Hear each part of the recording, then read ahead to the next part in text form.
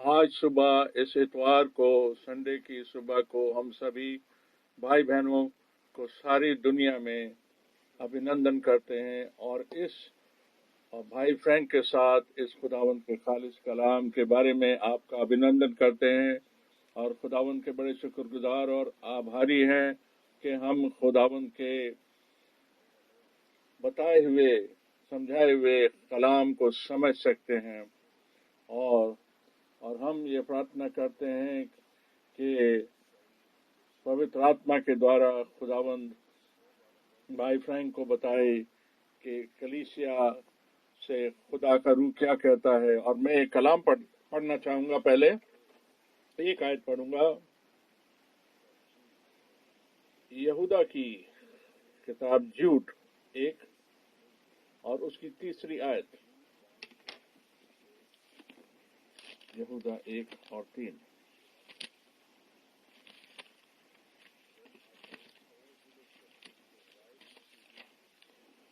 यहूदा 1:3। हे प्रियो, जब मैं इस उद्धार के विषय में लिखने के लिए अत्यंत परिश्रम से प्रयत्न कर रहा था जिसमें हम सब सहभागी हैं, तो मैंने तुम्हें यह समझाना जरूरी समझा कि उस विश्वास के लिए पूरा यत्न करो जो पवित्र लोगों को एक ही बार सौंपा गया था। अब भाई फ्रैंक, खुदावंद का बड़ा धन्यवाद हो, परमेश्वर का धन्यवाद हो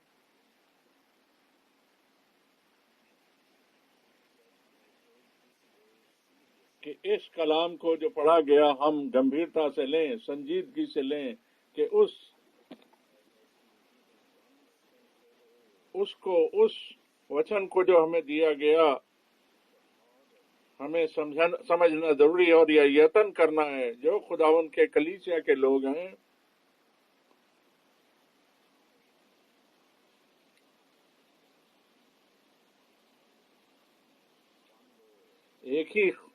एक ही परमेश्वर, एक ही खुदावंद, एक ही प्रभु, एक ही बपतिस्मा, और हम बड़े शुक्रगुजार हैं खुदावंद के, प्रभु के, कि हम उस शुरुआत की हालत में, शुरुआत की दशा में वापस आए हैं और इस कलाम को, और आज हम बपतिस्मा अपना सही कर सकते हैं और अपनी शिक्षा और तालीम को भी सही कर सकते हैं, जैसा कि शुरुआत के आलम में, प्रारंभ में प्रभु के नाम में की गई थी। और हम ऐसे समय में रह रहे हैं जब सब कुछ बहाल किया जा चुका है, सब कुछ उस हालत में वापस लाया जा रहा है और लाया जा चुका है जहां से शुरुआत हुई थी। इसलिए हम ये यत्न कर रहे हैं, हम ये कोशिश कर रहे हैं, परिश्रम कर रहे हैं इसके लिए कि उस विश्वास के लिए, उस ईमान के लिए जो एक बार शुरू में संतों को दिया गया था, जैसा भाई ब्रनम ने इतनी सफाई से बताया। उन्होंने बताया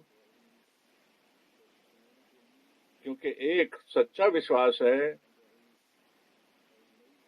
और एक है जो कि बनावटी विश्वास है, और तीसरा अविश्वास है, यानी कि जहां ईमान है ही नहीं।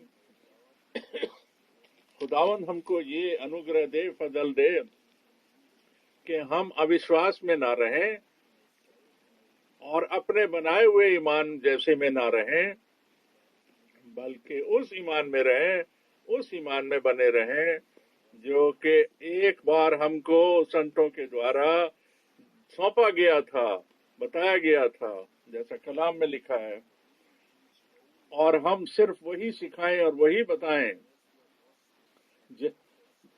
जैसा रसूलों ने और प्रेरितों ने बताया और जैसा हमको बताया गया है पवित्र शास्त्र में, वचन में। और अब हम पढ़ेंगे कोलोसियों 3 बाब, कोलोसियों 3 और 3, कोलोसियों 3:3 को अब हम पढ़ेंगे।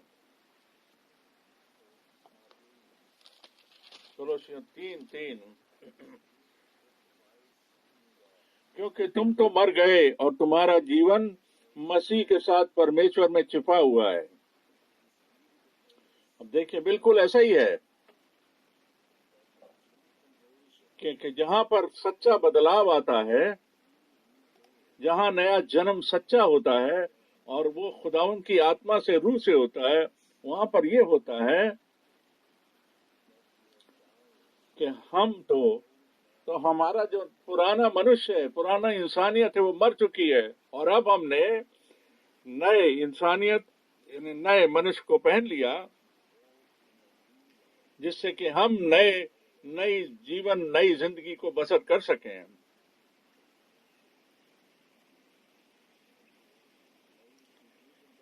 और ऐसा होने दे प्रभु, जितने सुनने वाले हैं, जितने भाई बहन सुनने वाले हैं, इन सबको काश प्रभु ऐसा इनके साथ होने दे, जिससे कि वो ये कह सकें सच्चाई से कि मैं भी प्रभु के साथ, खुदावन के साथ, मैं भी सलीब पर मसलूब हुआ हूं और अब न केवल मैं बल्कि प्रभु मुझ में जिंदा है, जिसने मेरे लिए अपना जीवन दिया। कलोसियों 3 और 4 आयत को पढ़ते हैं। जब मसीह जो हमारा जीवन है प्रकट होगा, तब तुम भी उसके साथ महिमा में प्रकट किए जाओगे। आज देखिए, इसके लिए भी हम आमीन कहते हैं। जब खुदावन, जब हमारी जिंदगियों के अंदर जब वो प्रकट होता है, जब वो पूरी तरीके से प्रकट होता है हमारी जिंदगियों में, ज़हूर में आता है और हमने उस चीज को हम एक्सपीरियंस कर सकते हैं और एक नई जिंदगी हमारे अंदर पैदा होती है, तब खुदावन हमारे जीवनों में प्रकट होता है, ज़हूर में आता है और उसका चरित्र, उसकी नेचर, उसका जहन, उसका प्रेम, उसका फजल, जब हमको फजल से ये दिया गया, छुटकारे के द्वारा दिया गया और हमारे बीच में प्रकट हुआ, तब ये देखा जा सकता है कि ये हमारे बीच में रहता है और हम खुदावन के बड़े शुक्रगुजार हैं इस बात के लिए कि हम बड़े संजीदगी से और सच्चाई से ये कह सकते हैं कि प्रभु ने सारी चीजों को बहाल कर दिया और नया कर दिया है। सिर्फ उसके नाम को महिमा और आदर मिले हमेशा हमेशा के लिए। अब हम पढ़ते हैं कोलोसियंस 3 और उसकी 5वीं आयत, 3 और 5 को पढ़ते हैं। इसलिए अपने उन अंगों को मार डालो जो जमीन पर हैं, अर्थात व्यभिचार, अशुद्धता, दुष्कामना, बुरी लालसा और लोभ, जो कि मूर्ति पूजा के बराबर है।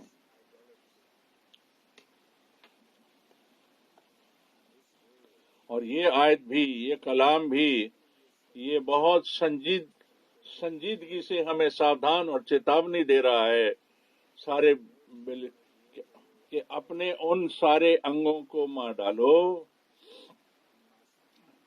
हमें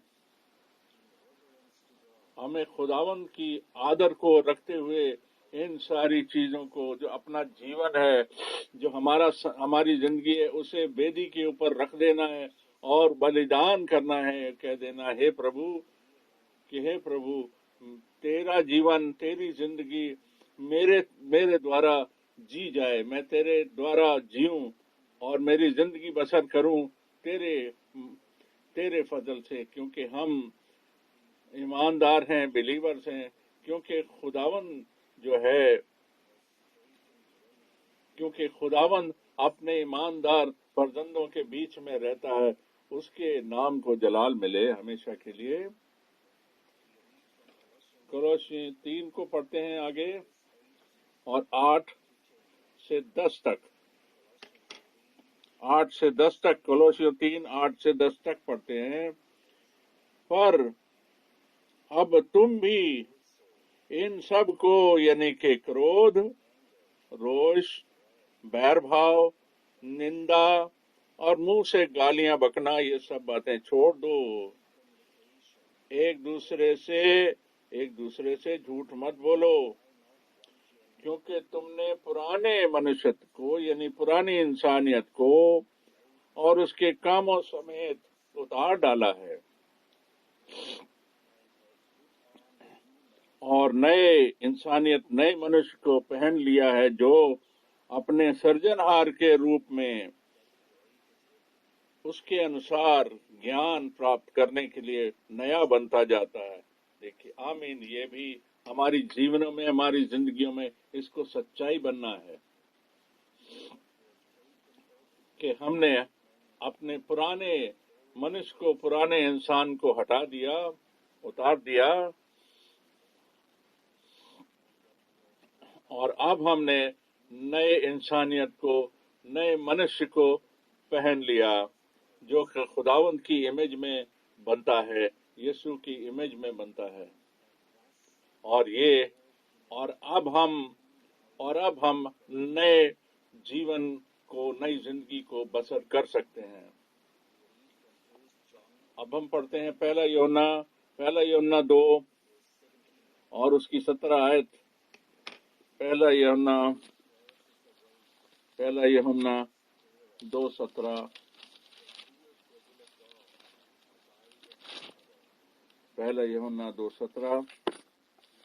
आज अभी हमने ये देखा, अभी हमने ये कहा, इन सारे वचनों में, इन सारे कलाम में हमने ये देखा और ये बात समझने की है, आज परमेश्वर आपके पड़ोसियों या दूसरों से बात नहीं कर रहा। आज तो प्रभु हम सब से खास तौर पे व्यक्तिगत रूप से अपने कलाम से बात कर रहा है। और ये कलाम जो है, ये शीशे की मानिंद हमारे सामने रखा हुआ है कि हम इसमें देख सकते हैं कि क्या हमारी जिंदगी में सब कुछ इस वचन के अनुसार चल रहा है, जैसा कि यहाँ लिखा है। क्योंकि जब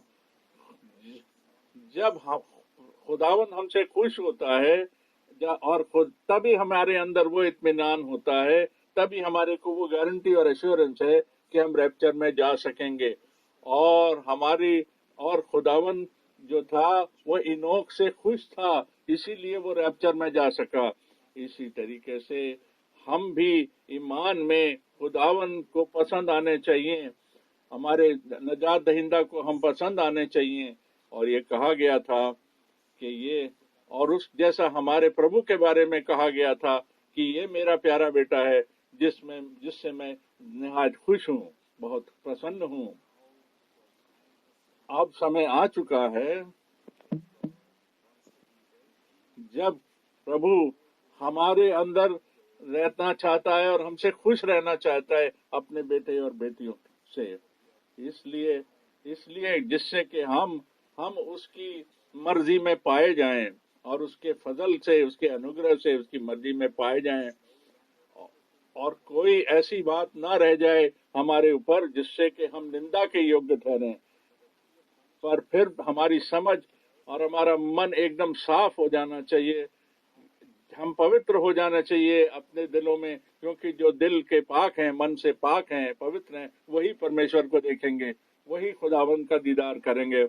और खुदावंद काश अपने बेटे और बेटियों पर ये बातें खास तौर पर अब खुदावंद ऐसा करे कि अब हम दिल से साफ हो जाएं, पवित्र हो जाएं और उसके खून से धोए जाएं और साफ किए जाएं, और खुदावंद के कलाम से पाक साफ किए जाएं। और यीशु के नाम में हम ये मांग लेते हैं। और अब इब्रानियों की खत को पढ़ते हैं। इब्रानियों 13:4 को पढ़ते हैं। इब्रानियों 13 और 4। इब्रानियों 13:4 हम पढ़ते हैं। इब्रानियों 13:4 को पढ़ते हैं। विवाह सब में आदर की बात समझी जाए, विवाह बिछौना निष्कलंक रहे, क्योंकि परमेश्वर व्यभिचारियों पर परस्त्रीगामियों का न्याय करेगा।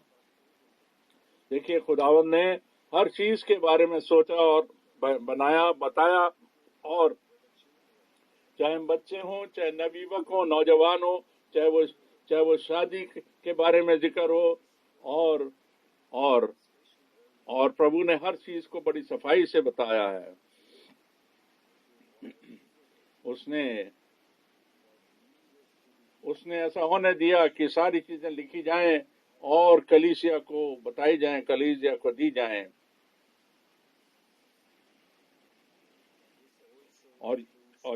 और इसमें शादी यानी विवाह भी इंक्लूडेड है, क्योंकि शादी जो है उसको भी वो भी एक इज्जत का बायस है, इज्जत का विषय है। मैं बहुत डिटेल में नहीं जाना चाहता, पर मैं ये बता रहा हूं कि जितने विश्वासी लोग हैं वो ये जानते हैं कि क्या चल रहा है आज के समय में, क्या चल रहा है, किस प्रकार से चल रहा है, क्या हो रहा है।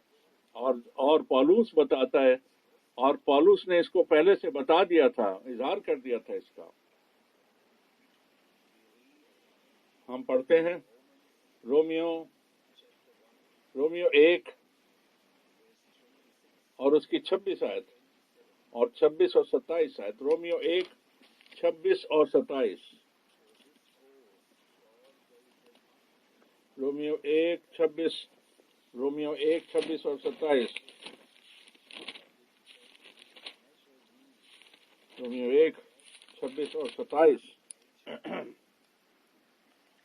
इससे परमेश्वर ने उन्हें नीच कामनाओं के वश में छोड़ दिया, ताकि यहाँ तक कि उनकी औरतों ने भी स्वाभाविक विवाह को, जो स्वभाव के विरुद्ध है, जो नेचर के अगेंस्ट है, उसको बदल डाला। वैसे ही पुरुष भी स्त्रियों के स्वभाव को व्यवहार छोड़कर आपस में कामातुर होकर जलने लगे, और पुरुषों के साथ निर्लज काम करके अपने भ्रम का फल पाया।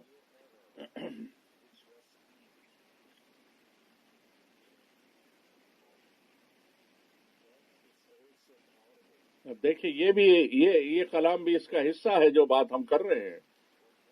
क्या हुआ वहां पर अब्राहम के वक्त में? वहां सदोम और गमोरा का वक्त था, और अब्राहम ऐसे वक्त में रहता था 2000 साल पहले, और आदम के 2000 साल बाद अब्राहम रहता था। और सारी दुनिया वो बार बार ऐसी हालत में चली गई थी, ऐसी खराब हालत में चली गई थी, जैसा कि अभी हमने पढ़ा। और खुदावन को उसका खात्मा करना था, उसकी समाप्ति करनी थी। और जो सदोम और गमोरा में रहते थे,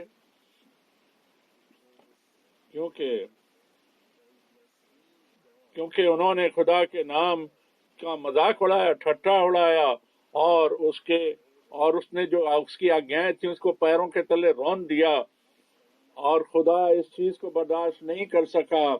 और इसलिए खुदावन ने ईमानदारों से, विश्वासियों से कहा कि ये शादी जो है ये आदर और सम्मान में होनी चाहिए, और जो बिस्तर है वो निष्कलंक होना चाहिए, निष्पाप होना चाहिए। ये समझाना भी जरूरी है, इसका प्रचार करना, इसका बताना भी जरूर है, क्योंकि ये बाइबल में लिखा है और ये हमारे लिए लिखा गया है। इसका यकीन करें, इसको ग्रहण करें, इसको माने।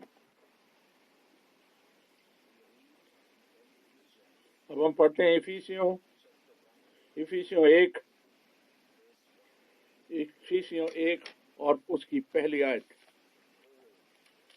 इफिसियों 1 और 1।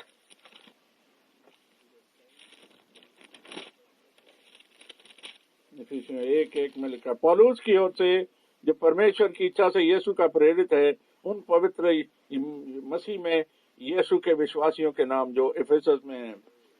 देखिए, हमने ये कलाम इसलिए चुना कि ये बात हम समझा पाए, बता पाए, क्योंकि बाइबल के समय में वहां पर सिर्फ एक ही कलीसिया थी। एक शहर में, एक नगर में एक ही कलीसिया होती थी, एक ही मंडली होती थी। और यहाँ पौलुस बता रहा है इस खत में ये बता रहा है, वो कलीसिया जो है, वो इफिसुस की जो मंडली है, जो कलीसिया है, पौलुस उसको ये खत लिख रहा है। और अगर आप और अगर और अगर आप मुकाशवा 2 और 3 को पढ़ेंगे तो आप देख सकते हैं, क्योंकि जो सात कलीसिया के जो संदेश थे, वो 7 कलीसियाओं को दिए गए, 7 मंडलियों को दिए गए, जो 7 अलग अलग कलीसियाओं में पाए जाते, अपने अलग अलग नगरों में पाए जाते थे। और वो सारे नगर जहां पर वो लिखे हुए हैं, एफिसुस से लेकर लौदीसिया तक, जो 7 नगर की 7 कलीसियां थी, उनके बारे में लिखा गया है। और ये समझना जरूरी है। अब हम वापस जाते हैं अब हम अमाल की किताब प्रेरितों के काम में दूसरे अध्याय में वापस जाते हैं। प्रेरितों के 2 में हम जानते हैं, वहां बताया गया, जब पतरस ने प्रचार किया और कलाम दिया तो 3000 लोग वहां उनका बपतिस्मा हुआ। और वो फजल और अनुग्रह और पापों से छुटकारा, ये सारी चीजें जो पतरस ने उनको प्रचार किया, वो उन्होंने उसको ग्रहण किया, यकीन किया, और वो उन्होंने बपतिस्मा लिया। और इस प्रकार से, और वहां पर 3000 लोग उस नई कलीसिया, नई मंडली के अंदर में, शुरुआत की कलीसिया में 3000 लोग बदले गए। और जब हम एमाल 4 और 4 को पढ़ते हैं, प्रेरितों के काम 4 और 4 को पढ़ते हैं, तो वहां तो हम ये देखते हैं कि वहां तो ऑलरेडी करीब 5000 लोग थे उस समय कलीसिया में, मंडली के अंदर। और अगर हम ये और सही तरीके से पढ़ें, तब हम देखते हैं कि बाइबल की शिक्षा जगह जगह पर बार बार होती थी। घरों घरों में बाइबल की शिक्षा दी जाती थी, बाइबल स्टडी होती थी। और पर वहां सोलोमन के कमरे में, सोलोमन हॉल में लोग इकट्ठे होते थे, खुदावन का कलाम सुनने के लिए इकट्ठे होते थे जुड़कर। कोई ऐसा शहर नहीं था जहां पर, प्रेरितों के वक्त में, रसूलों के वक्त में, कोई ऐसा शहर नहीं था जहां पर बहुत ज्यादा 8, 9 और 10 और 7 और 9 इतनी कलीसियां थी, ऐसा नहीं था।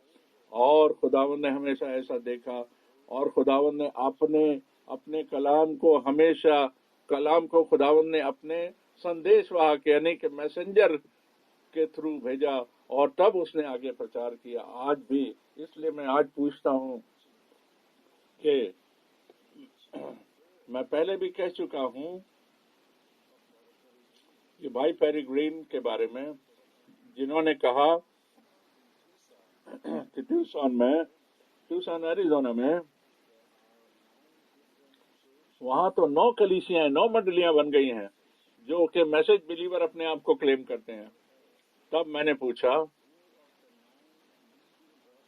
कि उनमें से कौन 9 कलीसियाओं के जो भाई हैं, उनमें किसको बुलाहट है, किसको ये बुलाहट मिली, किसको खुदा की तरफ से ये बुलाहट मिली, कि आज्ञा मिली प्रचार करने के लिए।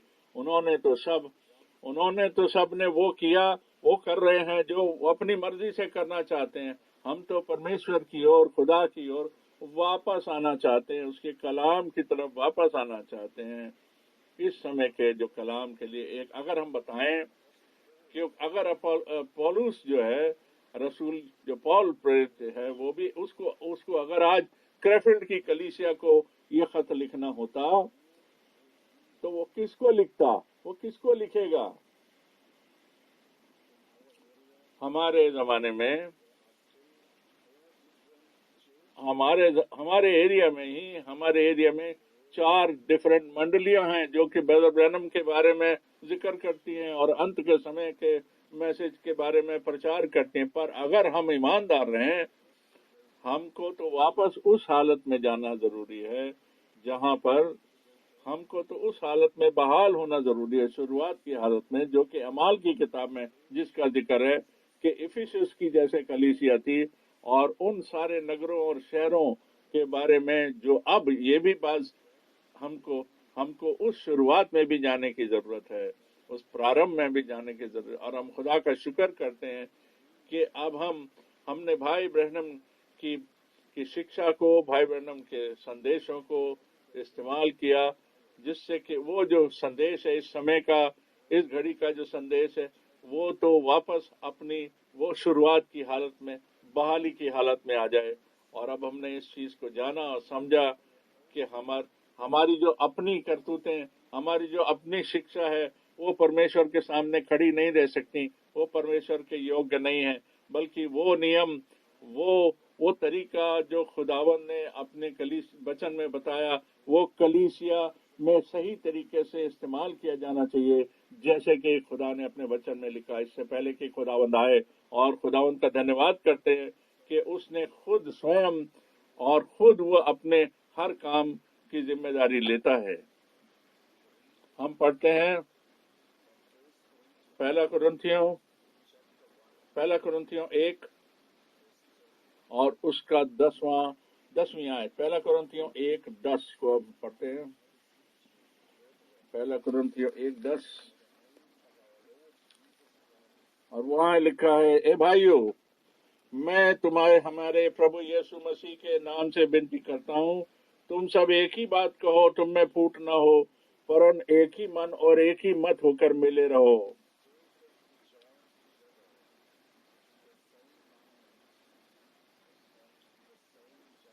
एक ही मन में और एक ही मत में मिले रहो। आमीन।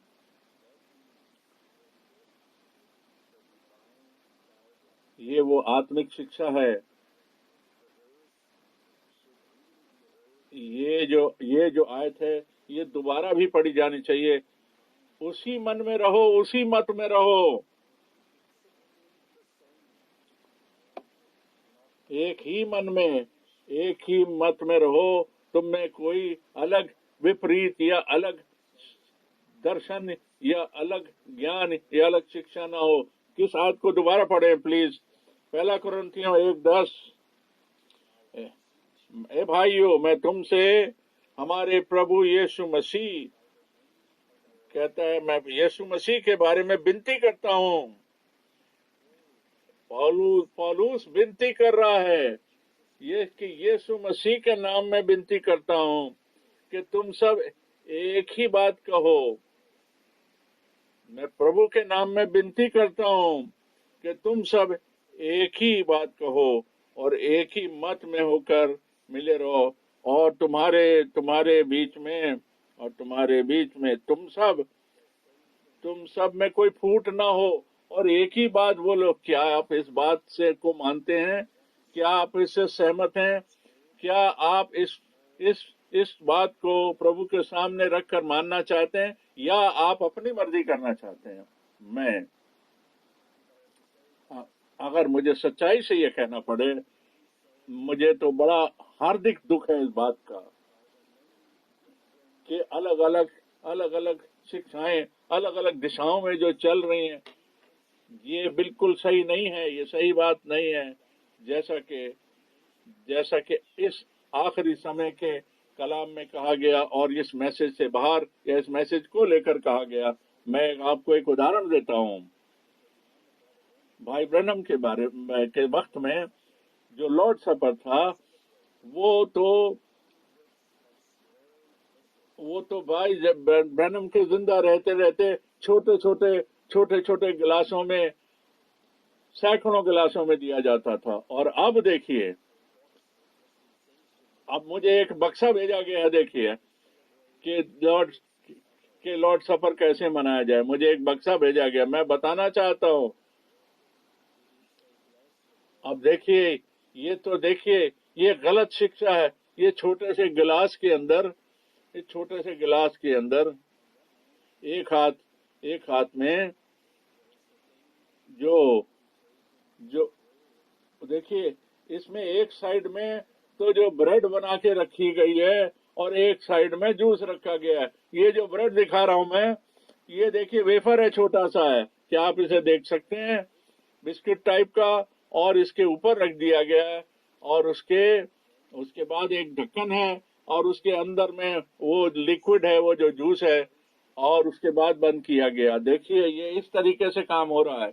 देखिए, जो प्रभु भोज में हिस्सा लेता है, देखिए वो इस तरीके से काम करता है, और ये ढक्कन हटा के और पहले इस वेफर को खाता है और फिर इसको खा के फिर इसके अंदर जो लिक्विड है और उसके अंदर जो लिक्विड है उसको पी लेता है। ये सब बेकार की बात है। मैं क्या ये जरूरी है? क्या इस तरीके की बातें मैसेज में हो सकती हैं? क्या ये वाहियात बातें इस तरीके की खुदा के कलाम में हो सकती हैं? मैं तो खुदा से करा कर कहता हूँ, दुखी होकर कहता हूँ कि खुदा मुझसे बर्दाश्त नहीं होता कि इस तरीके की शुरू ये 7 थंडर्स और 7 सील्स के बारे में लेकर और कि भाई ब्रनम दोबारा वापस आता है जिंदा होकर के, इस तरीके की शिक्षाएं और पुनरुत्थान उसके समय में होगा। और यहाँ पर जो और 4 से 6 हफ्ते तक जो जी उठने वाले लोग हैं, ये कितनी झूठी शिक्षाएं यहाँ पर दी जा रही हैं। देखिए, इसके बारे में सोचें और देखिए ये भाई ब्रनम को लेकर और इस अंत के समय को मैसेज को लेकर कि ये बर्दाश्त नहीं करी जा सकती। मैं खामोश नहीं रह सकता। मेरे पास तो आत्मिक बुलाहट है और मेरे पास आत्मिक भेजा जाने की भी आज्ञा है, और इससे मैं ये जानता हूँ कि ये बातें इन चीजों से इससे मुझे पता है कि खुदा उनकी दुल्हन की जो कलीसिया वो पूरी हो रही है, कामिल हो रही है। मैं तो बड़े दुख के साथ कह रहा हूँ कि जो भाई जिन्होंने अपनी अपनी शिक्षा बना ली है और अपने अपने ग्रुप बना लिए हैं, क्या करने जा रहे हैं आप? उन झुंडों को बनाकर, उन ग्रुप्स को बना के आप क्या करना चाह रहे हैं? आप तो बंटवारा कर रहे हैं। और आप कहते हैं कि बाइबल उनके बारे में क्या बताती है। अब हम पढ़ते हैं, आगे पढ़ते हैं। अब हम पढ़ते हैं यहूदा और उसकी 19 आयत, यहूदा का खत उसकी 19 आयत।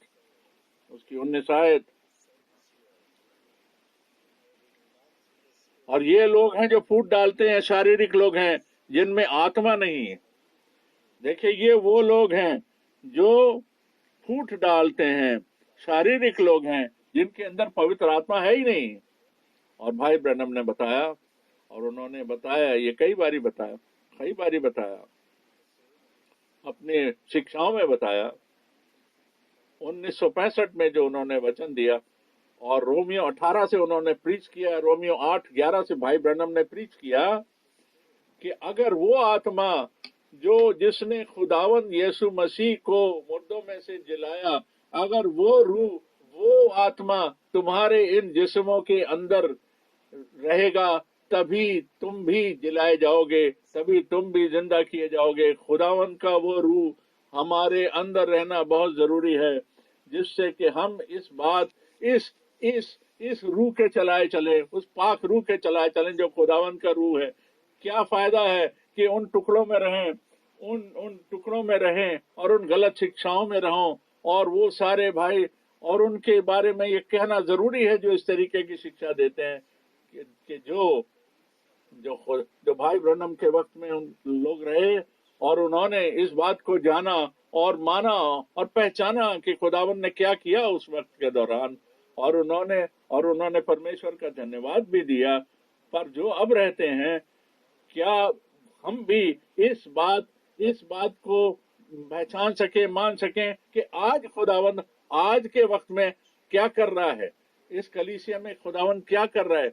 जो खुदावंद की दुल्हन की कलीसिया के लोग हैं, वो सब उस तरीके से हिस्सा लेंगे जो खुदावंद आज कर रहा है, उसी को सारा जलाल और महिमा और आदर मिले। खुदावंद ने तो लगातार निरंतर अपने काम को कर रहा है। उसने भाई ब्रनम की सेविकाई के साथ किया, उनकी खिदमत के साथ किया, और वो कलाम जो है वो सारी दुनिया में भेजा गया, और 50 साल से भी ऊपर के वक्फे में, समय में ये कलाम, ये संदेश सारी दुनिया में भेजा गया।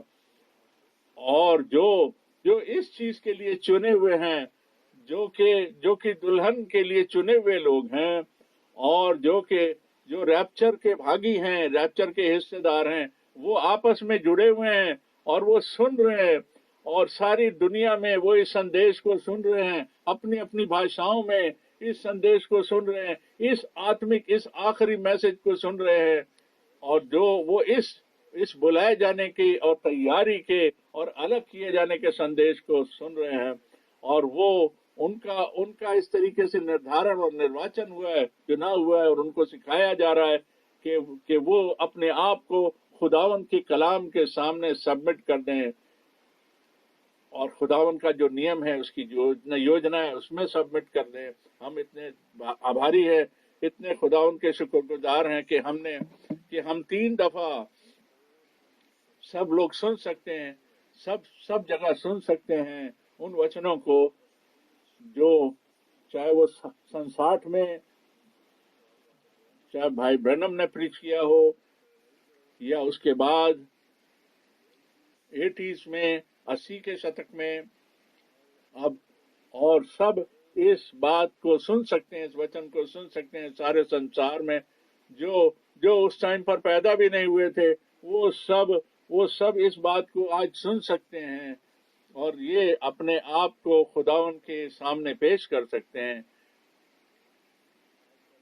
मैं बार बार ये विनती करता हूँ और भाइयों और बहनों से कहता हूँ, जिनको गलत शिक्षा में अगुवाई दे दी गई, वापस आ जाएं, खुदा के कलाम की इज्जत करें, खुदा के कलाम को इज्जत दें, और उस बुलाहट को इज्जत दें जो खुदावंद का अलौकिक बुलाहट है, जो इस वक्त के लिए है। आगे पढ़ते हैं।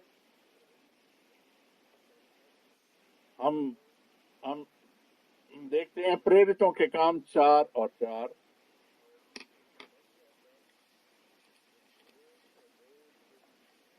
और जिन्होंने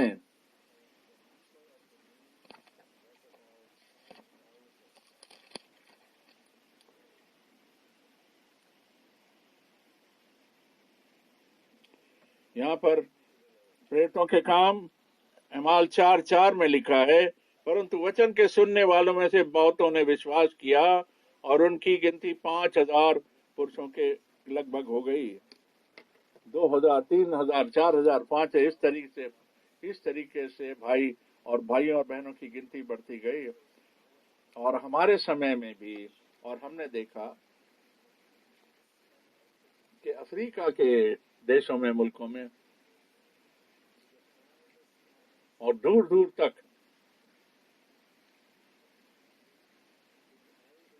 आइवरी कोस्ट से और पश्चिमी अफ्रीका और मध्यम अफ्रीका और दक्षिण अफ्रीका, सब जगह पर एशिया में और दूसरे मुल्कों में भी खुदावंद ने बुलाया है। थाउजेंड्स, हजारों में उन लोगों को बुलाया है जो उसके चुने हुए लोग हैं, और ऐसे तो लाखों में ऐसे लोग होंगे जो कि दुल्हन की कलीसिया के मेंबर होंगे, सदस्य होंगे। और अब्राहम को बोला था कि तू सितारों को गिन नहीं पाएगा, जो सितारों के समान, जो कण के समान तेरी वंश होंगे, उनको गिन नहीं पाएगा। इसी तरीके से वो भी होंगे जो आज तैयार हैं, खुदावंद को मिलने के लिए तैयार हैं।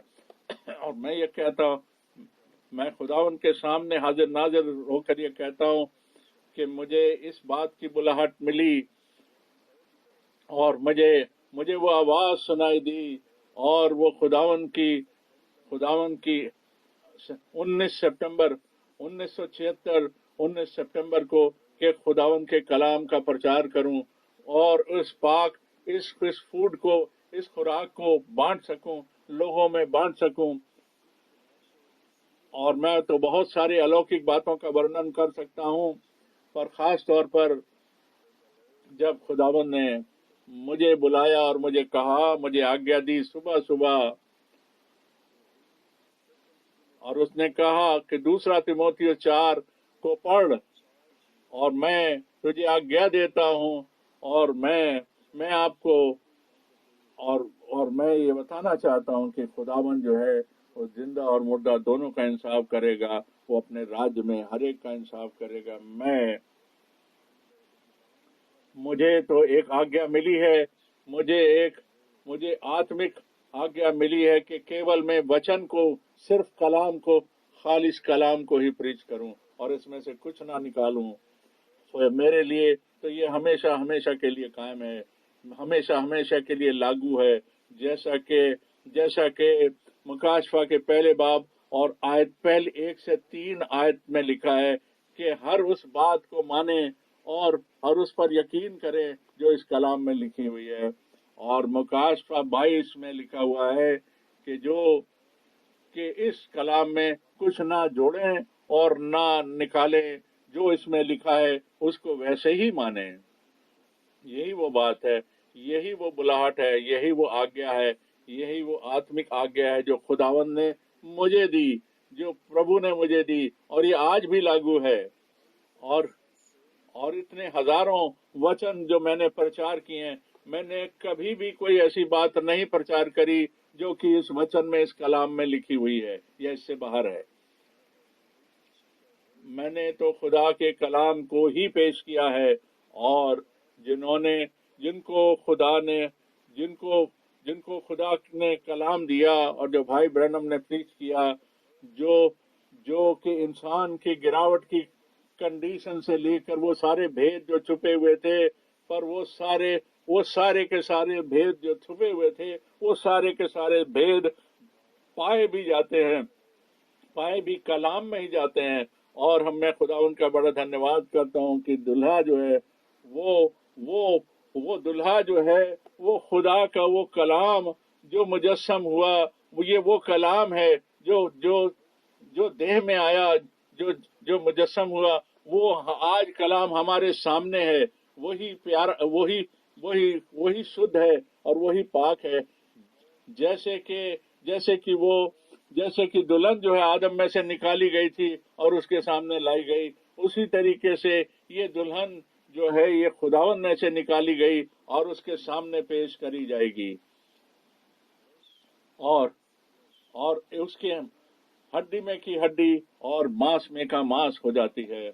इसमें कोई मिलावट नहीं हो सकती, पर ये बिल्कुल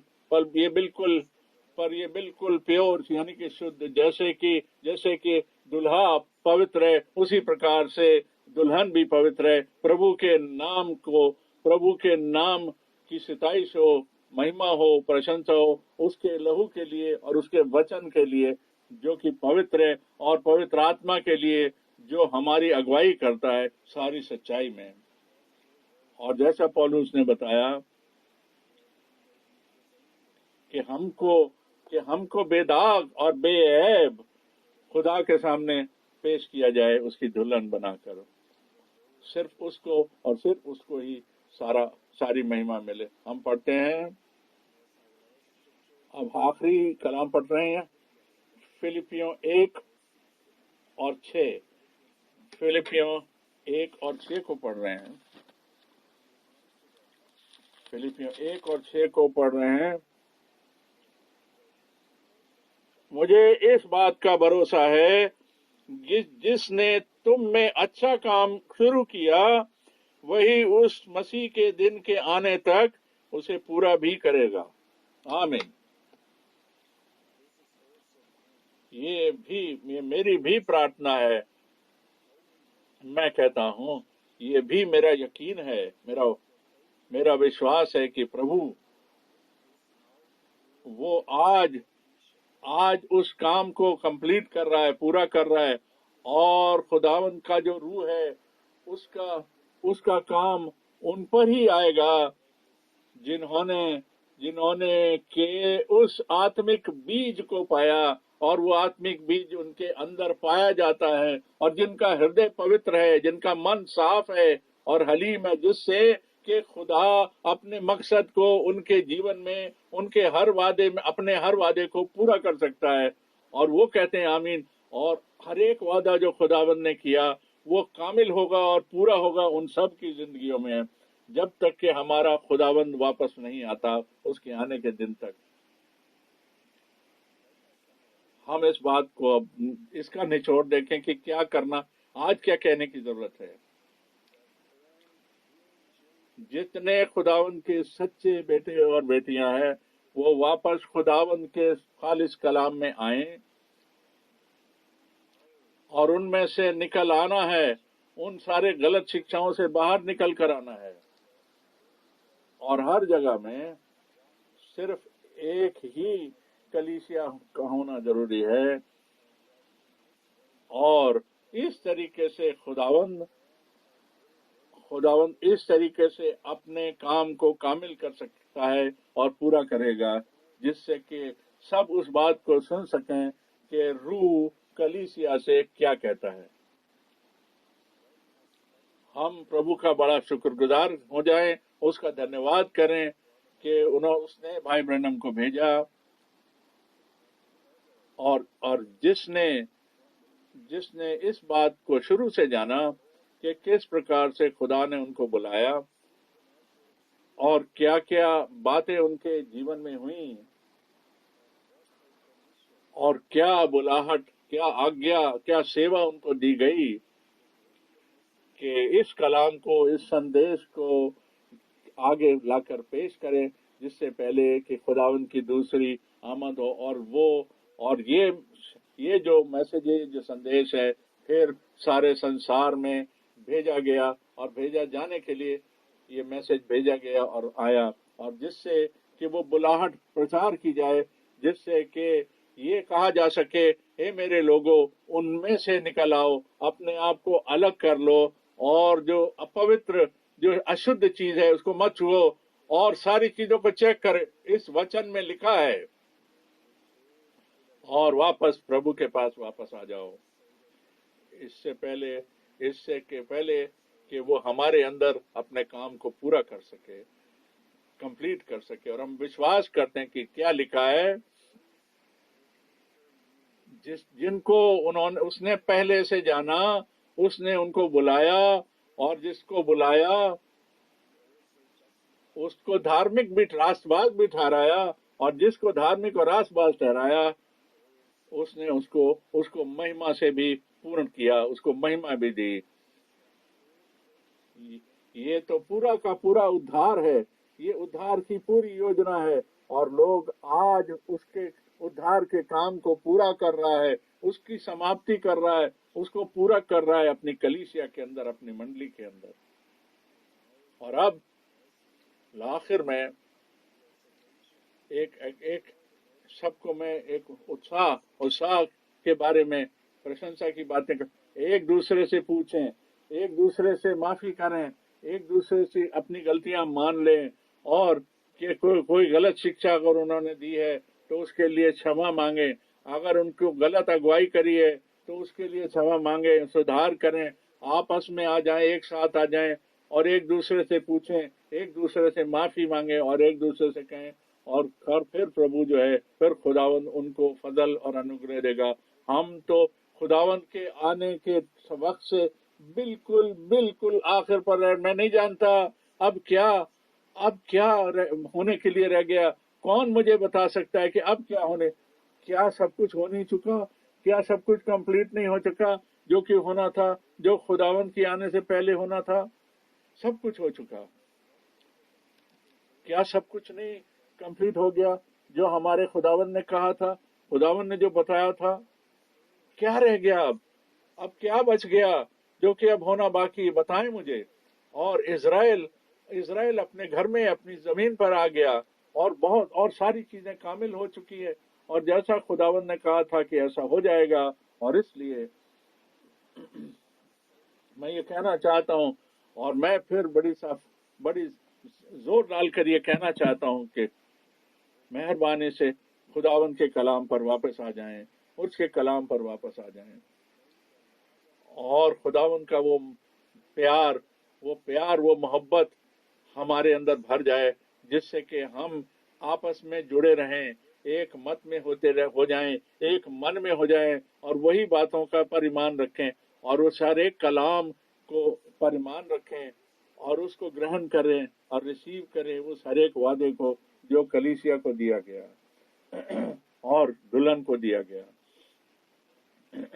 और उन सब चीजों को अपने जीवन में अनुभव कर सकते हैं, एक्सपीरियंस कर सकते हैं। जैसा पौलुस ने कहा, उसने कुरिन्थियों को बताया था, दूसरा कुरिन्थियों उसके पहले बाब में और उसकी 19 और 19 से 22 आयत में पौलुस ने कहा था कि खुदावंद के जो कलाम है, उसके जो वचन है, वो अपने अपने लोगों के जीवन में, अपने लोगों के जीवन में पाए जाते हैं।